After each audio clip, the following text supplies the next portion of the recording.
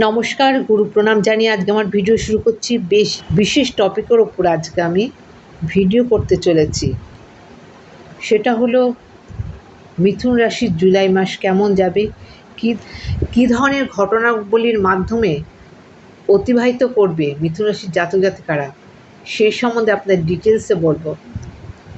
এই গোচর ফল অর্থাৎ আমাদের প্ল্যানেটের পজিশান, গ্রহদের যে মুভমেন্ট, গ্রহরা এখন কোথায় অবস্থান করছে, কোথা থেকে কোন নক্ষত্রে যাচ্ছে, কোথা থেকে কোন ঘরে যাচ্ছে, এই যে গ্রহদের যে চলাচল, সেটাকে কিন্তু আমরা গ্রহের গোচর বা সঞ্চার বলি। এই সঞ্চার দেখে আমরা কিন্তু বড় বড় প্রেডিকশান করে থাকি। রাজ্যের কোনো প্রেডিকশান, দেশের কোনো প্রেডিকশান, খেলাধুলোর কোনো প্রেডিকশান, যে কোনো ধরনের বড় প্রেডিকশান কিন্তু আমরা এই গোচরের মাধ্যমে করে থাকি। এখন আমি বলব মিথুন রাশি সম্বন্ধে। তার আগে একটু গ্রহদের অবস্থান সম্বন্ধে আপনাদের অবগত করি। 7 জুলাই শুক্র কর্কট রাশিতে প্রবেশ করছে, বৃষ রাশি পরিত্যাগ করে কর্কট রাশিতে প্রবেশ করছে। 12 জুলাই মঙ্গল মেষ রাশি পরিত্যাগ করে বৃষ রাশিতে প্রবেশ করছে। 16 জুলাই রবি মিথুন রাশি পরিত্যাগ করে কর্কট রাশিতে প্রবেশ করছে। 19 জুলাই বুধ কর্কট রাশি পরিত্যাগ করে সিংহ রাশিতে প্রবেশ করছে এবং 31 জুলাই শুক্র সিংহ রাশিতে প্রবেশ করছে। এই হচ্ছে গ্রহদের অবস্থান। 19 জুলাই লগ্নপতি বুধ আপনাদের তৃতীয় প্রবেশ করবে, অর্থাৎ 19 তারিখের আগে লগ্নপতি কিন্তু থাকছে আপনাদের দ্বিতীয়।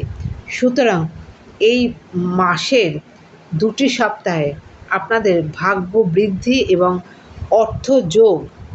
অর্থ বৃদ্ধি যোগ থাকছে। ভাগ্যের একটা ফেভার আপনারা পাবেন, প্লেস চেঞ্জ হওয়ার একটা সম্ভাবনা আপনাদের থাকছে। কর্মক্ষেত্রে প্লেস চেঞ্জ বা যেখানে থাকছেন, যেখানে বর্তমানে থাকছেন সেখান থেকে প্লেস চেঞ্জ হওয়ার একটা সম্ভাবনা থাকছে। লগ্নপতি দ্বিতীয় কানেকশানে এবং সেখানে শুক্র, রবি এবং বুধ এই 3টি গ্রহকেই পাচ্ছেন।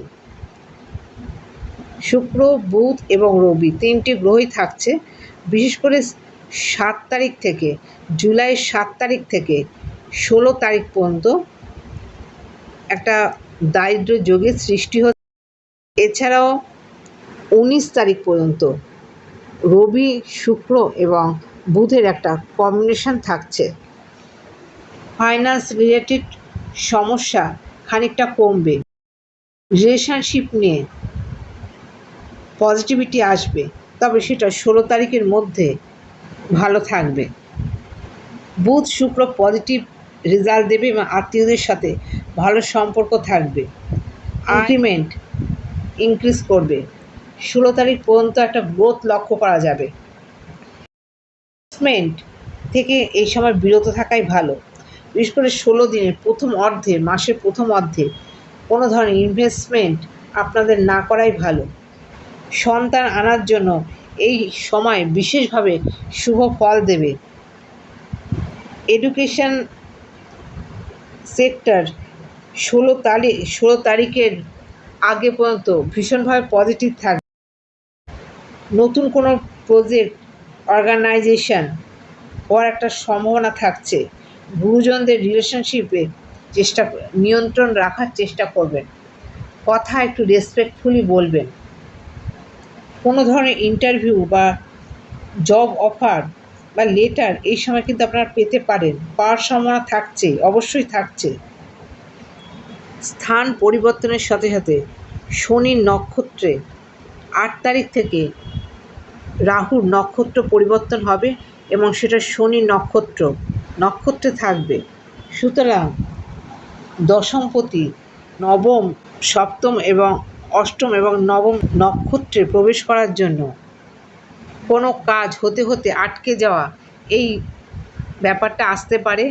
এবং যারা কোনো জিনিস নিয়ে অনেক দিন ধরে ঘাটাঘাটি করছেন, পড়ে রয়েছেন, যে কোনো প্রজেক্ট ইনকমপ্লিট হয়ে রয়েছে, সেই কাজগুলো কিন্তু, পেন্ডিং কাজগুলো কিন্তু এখন হতে শুরু করবে।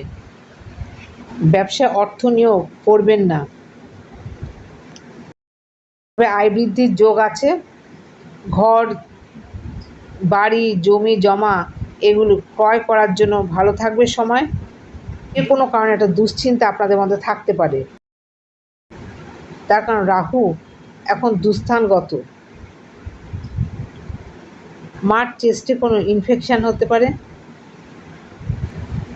ইউরিনারি সিস্টেমে কোনো সমস্যা আসতে পারে, মেয়েদের গাইনি সমস্যা এবং পুরুষের ইউরিনের কোনো সমস্যা বা ট্র্যাকে কোনো সমস্যা আসবে। দ্বাদশে বৃহস্পতি এবং মঙ্গলের অবস্থান 16 তারিখ পর্যন্ত বিদেশ যাত্রার জন্য বিশেষভাবে শুভ ফল দেবে। এ পর্যন্ত বৈদেশিক মুদ্রা খুব সহজেই আপনারা ইনকাম করতে পারবেন বা আয়ত্ত করতে পারবেন। গ্রাউন্ডে রয়েছেন, যারা হসপিটাল ম্যানেজমেন্ট পড়ছেন বা হসপিটাল ম্যানেজমেন্টে আছেন, তাদের জন্য এই গোচর অতীব শুভ বলে মানা হচ্ছে। মৃগশিরা নক্ষত্র 1 থেকে 12 তারিখের মধ্যে যারা মৃগশিরা নক্ষত্র যাদের আছে তাদের জন্য অতি শুভ বলে মানা হচ্ছে।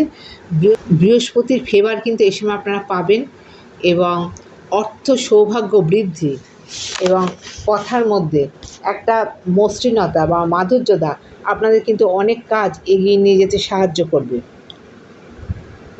আদ্রা নক্ষত্র হওয়া কাজ এই শেষ মুহূর্তে কিন্তু হলো না, এমনও হতে পারে। তবে যোগাযোগ প্রচুর থাকবে, নানা দিক দিয়ে যোগাযোগ আসবে।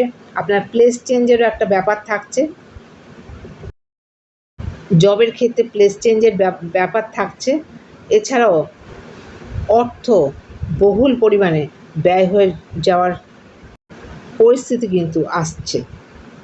পুনর্বসু পিতৃস্থানীয় বা মাতৃস্থানীয় ব্যক্তির শারীরিক সমস্যা আসতে পারে। এছাড়াও কোনো আনএক্সপেক্টেড গেইন এই সময় আপনারা করতে পারেন।